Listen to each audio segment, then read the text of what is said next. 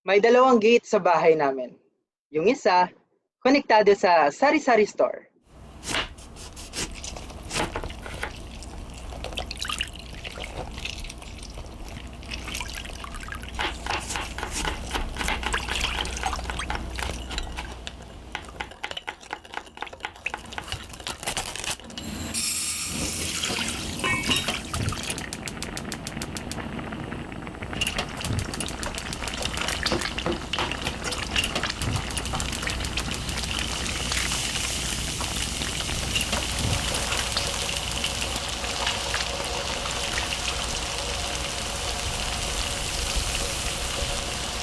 Good morning! Good morning, Noel! Well, Oh, may lakad ka? Oo, doon lang banda. Pag binuksan mo naman yung isang gate, may makikita kang garahe. Tapos doon, may maliit na fish pond. Lampas 10 carp yung alaga namin dyan noon. Pero isang araw, umulan ng malakas. Umapaw yung tubig. Namatay silang lahat. Shh! Good morning! Uy, good morning! Uy, salamat nga pala sa spaghetti nung isang araw ah. Pagdamihan mo talaga ng cheese, sobrang sarap talaga. Bagay pala talaga sa hotdog, ano? Oo, para sa akin, yan talaga yung best way na kainin yun. Unang beses ko palang natikman, sarap na ako. Pag kumakain ako niyan, naaalala ko yung nag-family picnic kami. Basta weekend, nagpipiknik kami ng pamilya ko. Sa beach noon. Kaso, di gaanong malinis. Pero, tahimik. Oh, Teka. Mukhang okay na si Fido ah. oo, di ko napapayagang mangyari uli sa kanya yun. Oo, mahirap na. O siya, uwi na ako. Sige, Pag naiisip ko yung dagat, naaalala ko yung pamilya ko. Sa likod ko, naririnig ko pa rin yung hinaham ni Ona. Yung kausap ko kanina.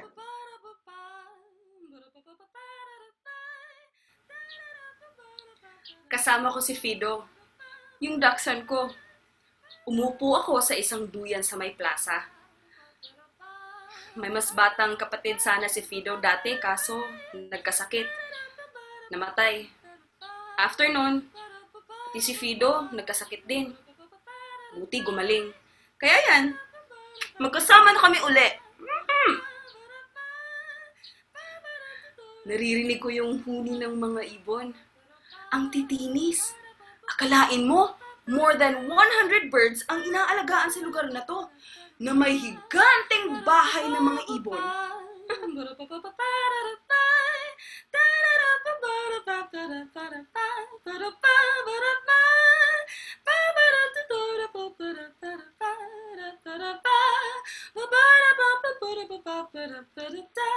Biday, saya mo yata ngayon ah. Oh? Tsaka gumagaling ka na maghamham ng kanta ah. Ano ang tawag dun? Scat. Nagpa-practice kasi ako nang nagda-drive ako. Ganyan naman ang tao, di ba? Basta nagpa-practice, walang di kinakaya. Ganun ba? Di ba dahil bata ka pa lang marunong ka na kumanta? Siyempre, factor na din siguro yon. Parang gusto kong uminom ng ram mamayang gabi sa garahe. Punta ka?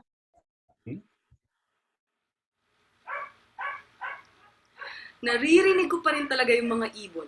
Ang tinis talaga. Alam mo, tingin ko, mga manok na pansabong ang inaalagaan nila dito.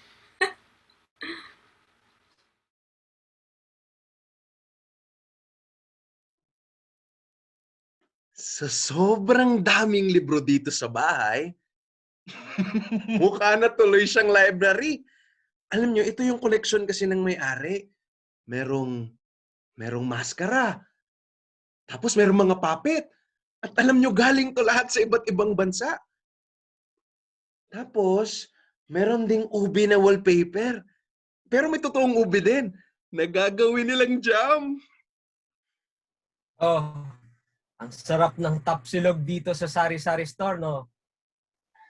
Alam mo, di ko gets. Pero ang sarap. Basta ako, busog na ako. Ah, Teka, pumunta ka ba sa dagat kahapon? oo, araw-araw yun. Alam mo, pag lumubog na yung araw, automatic, nandun na ako lumalangoy. Talaga? Madalas ka palang pumunta doon. Alam mo, walang palya yan. Isip ko naman, ang lapit-lapit na ng dagat, di ba?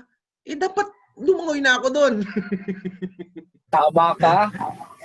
Ako, hindi na ako masyadong nakakabisita dun eh. Alam mo kasi kayo, puro kayo trabaho.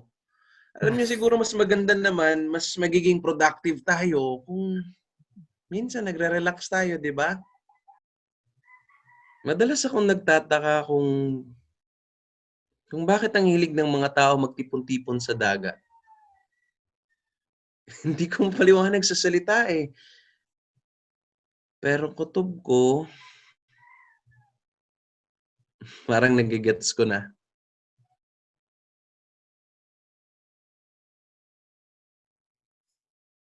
Nasa sala silang lahat. Nag-enjoy, nag-aasara ng ingay-ingay. Ang gaan sa loob pag pinapanood ko silang mag-relax. Pero mas grabe, gid ako ngara ko. O kaya pag sumasali ako sa kanilang usapan, ay nako.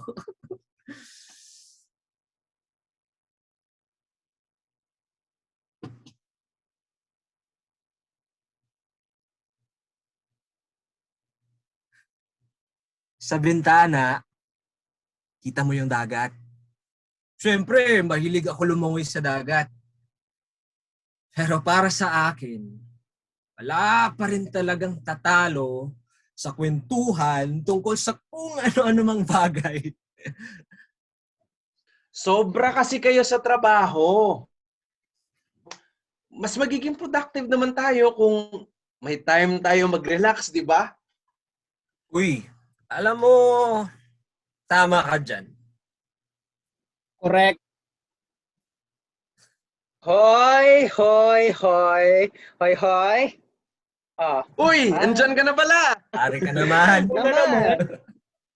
Siyempre. Lain man gining balay ngayon no? Libre. Kakaiba nga. Kasi, alam mo, parang konektado lahat sa Sari-Sari Store. Tanan, direct Amogid. dito. Correct. Ay, sige na. Mauna na ako sa inyo. Bye-bye. Sige. Lahat na ako sa kwarto. Hello. Sige, sige. Uy. Guys, speaking of dagat, tanong, paano kayo natuto lumangoy? Kasi alam nyo, yung tatay kong malupit, ang lupit niya, lahat ng bata sa amin, iniitsa niya sa tubig para lang matuto lumangoy. Diba? So yun, exciting. Nakakamiss yung panahong natuto akong lumangoy sa dagat. Parang ang sarap sa pakiramdam ng dagat. Sarap sa pakiramdam ng lahat. Alam mo yun, yung parang lahat bago,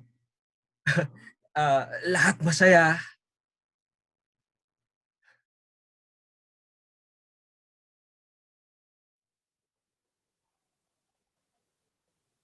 Naalala ko nung nakaraang bagyo.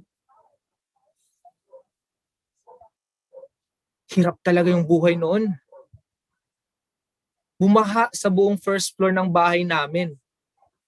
Kayong ginawa namin, umakyat na lang kami sa bubong.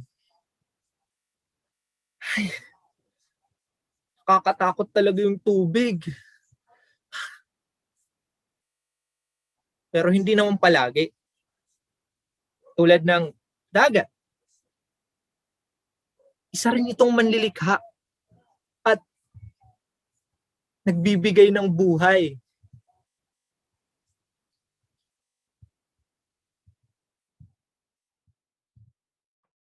Yung tatay kong malupit, alam nyo, malupit talaga siya. Kasi lahat ng bata sa amin, iniitsa niya patapon sa sa tubig dagat, di ba? Alam ko yan, naranasan ko rin yan, yung itatapon ka sa dagat tapos pababayaan kang lumangoy pabalik, di ba? Ganon. Alam mo yung feeling? Ganon. Pero alam mo, normal lang yun dati. Yung lalangoy ka sa napakalayo. Tapos, lalangoy ka ulit pabalik. O naman, yung lolo ko, Oh? sundalo kasi yun siya eh. Na-destino yata sa Mindanao. Wow! Talaga ba? Oo. Tapos, napakatapang na tao nun. Alam nyo ba, nung bumasa amin, nagsilikasan na ang buong pamilya pero siya, gusto pa rin niyang manatili sa bahay. Uy. Tiga. Ang astig. Pero Tig nga. alam mo, ang hirap din doon. Kaya nga. Pero, napakatapang lang talaga ng taong nun. Alain mo, at siya rin yung nagpalaki sa amin. Wala atang kinakatakutan eh. Maliban sa Diyos. Talaga?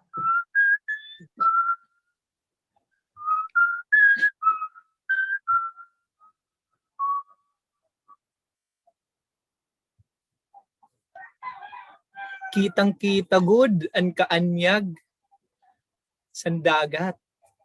Tikang sa bintana. Para sa amin, ang dagat ay highway. Nag-uugnay sa mga pulo.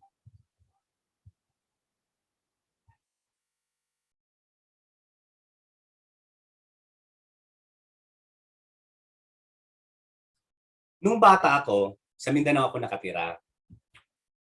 Sa ilalim ng liwanag ng buwan, lagi kaming naglalaro ng bulan-bulan. Tayaan yon na madalas nilalaro pag full moon. Ang ginagawa namin, gumagawa kami ng malaking bilog sa lupa, tapos nilalagyan namin ng linya sa gitna, tapos pag ikaw yung taya, doon ka lang pwede maglakad, tumakbo doon sa may linya. Tapos yung iba, pwede kang magdagandagan, pikas sa pikas, pero dili pwede mula pa sa lingin, diha ra gyud sa sulod.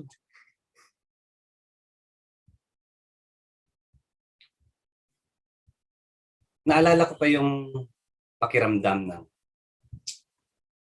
lupa at saka tubig sa paa ko. Sa ilalim ng liwanag ng buwan.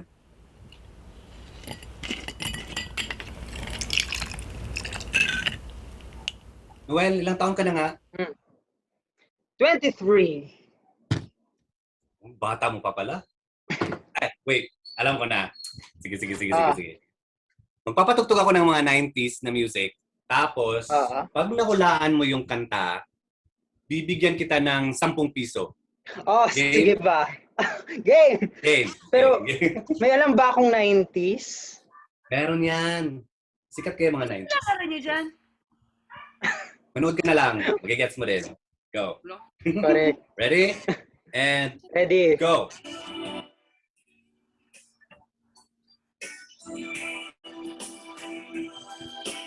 Uy, sikat to!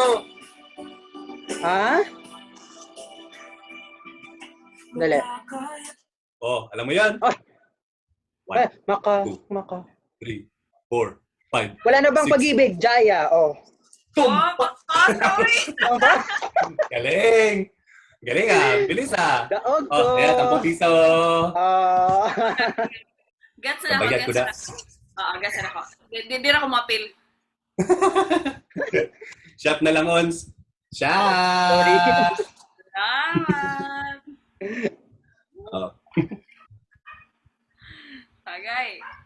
Tagay, tagay. Agay! Sanay ka na ba sa buhay dito, Hope? Oo. Hindi, ito. Gano'ng katagal ka na nga lumipat dito? Magdadalawang buwan na pala. Actually, di ako sure kung sanay na ako dito. Pero masaya naman. Ayos. Pero ayaw ko talaga sanang lumipat eh. O bakit? Lumaki kasi akong palipat-lipat na lang ng simbahan dati sa Mindanao. Tapos, alam mo yun, isod kayo, magsigig balhin-balhin. Dayon, sa'yo naman unta, pero alam mo, kahit yung mga gamit ko, nagiging organized na dahil sa kakalipat-lipat ko. Ilang buwan pagkatapos mamatay ni Mama, naisipan ko lumipat. Dito ako napadpad. Nung bata ako, tumira ako sa Mindanao. Pag full moon, gaya ngayon, nagtataya-tayaan kami. Ah, Bulan-bulan yung tawag sa laro na yon. Taya-tayaan siya na kapag full moon, nagtitipon-tipon lahat ng mga bata sa barangay para maglaro. Mo ba? Sa ilalim ng liwanag ng buwan, gagawa kami ng malaking bilog sa lupa, tapos lalagyan namin ng linya sa gitna. Tapos pag ikaw yung taya, doon ka lang pwede maglakad o tumakbo doon sa may linya. Habang yung iba naman pwedeng palipat-lipat sa dalawang half moon. No, pwede kang tumakbo, pwede kang umiwas-iwas, pero bawal sa'yo, bawal kayong lumabas doon sa bilog. hmm. Naalala ko pa yung pakiramdam ng lupa tsaka tubig sa paa ko. Sa ilalim ng liwanag ng buwan. Murag kuan, murag misteryoso kay na imong istorya. Parang connected yung bilog na buwan sa langit sa malaking bilog sa lupa. Tama. Tuwing umuwi ako sa amin, binibisita ko yung pinaglalaroan namin. Pero ngayon, nagbago ng kalsada. Yung dating lupa, asfalto na.